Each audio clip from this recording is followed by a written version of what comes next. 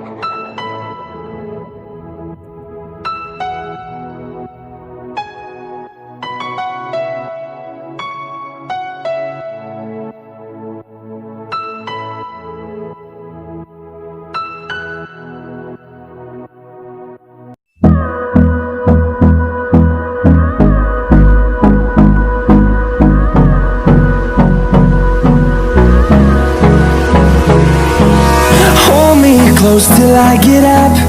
Time is barely on our side.